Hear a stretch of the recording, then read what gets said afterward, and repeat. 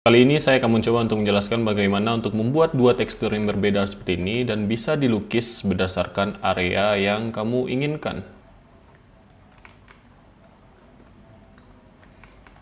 Kita mulai dari project pertama ya, dari project kosong. Nah, hapus dulu semuanya seperti biasa. Teman-teman tambahkan objek yang ingin dikasih tekstur. Contohnya di sini saya kasih plan ya. Terus masuk ke material view, kita tambahkan material baru di sini.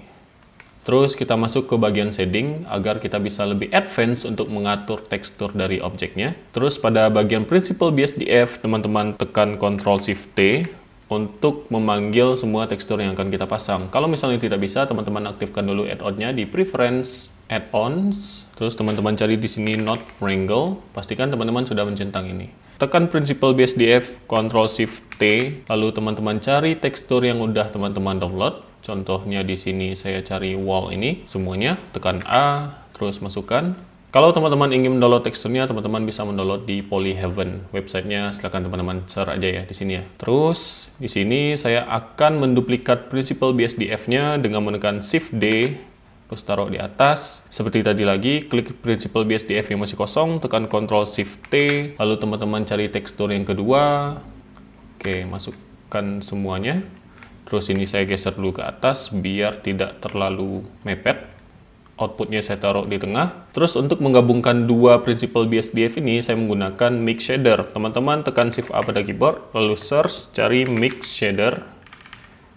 Nah, taruh di sini. Terus Mix Shader yang pertama taruh ke slot yang bawah, yang kedua taruh slot di atas. Lalu shadernya masuk ke surface dari node outputnya. Lalu ini sudah kita mix. Tapi untuk menentukan shader mana yang lebih dominan, ini masih menggunakan slide kiri dan kanannya ya, slidernya. Nah, sedangkan kita ingin bisa di paint dengan area tertentu. Jadi teman-teman tambahkan node image di sini dengan menekan Shift A pada keyboard, terus cari image, taruh di belakangnya aja di sini. Terus colornya connect ke vector.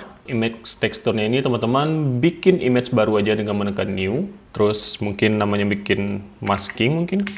Resolusinya teman-teman sesuaikan aja. Ini warna dasarnya, mau warna dasarnya putih atau hitam terserah. Terus make new image. Dan di sini teman-teman sudah bisa ngepaint kalau kita masuk ke tekstur paint.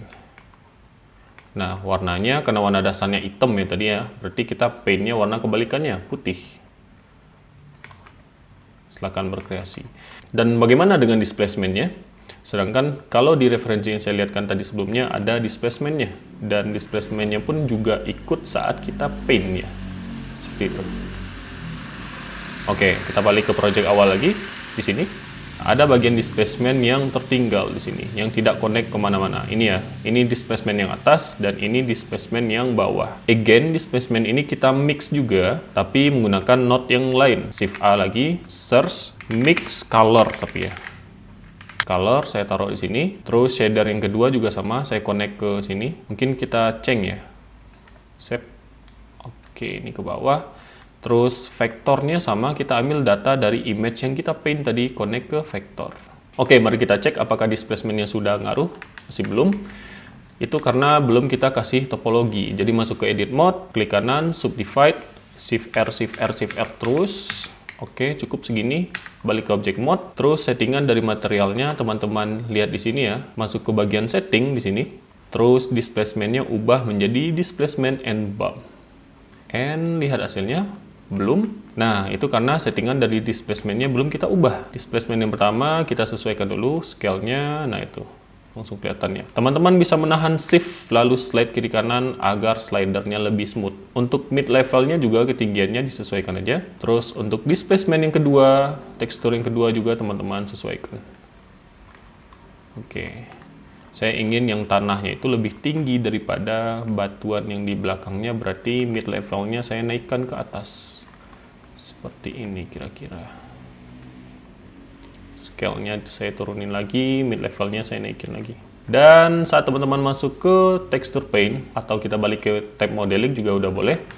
Masuk ke material view, terus masuk ke texture paint, teman-teman udah bisa ngepaint teksturnya sesuai dengan keinginan teman-teman. Warna putih untuk bata, warna hitam untuk tanah yang hijau. Teman-teman juga bisa mengatur strength-nya di sini kalau ingin tidak terlalu kontras gitu antara bata dan tanahnya.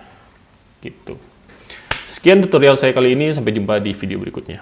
Bye-bye. Ini asik sih ini. Buat bikin batuan atau tembok apa gitu.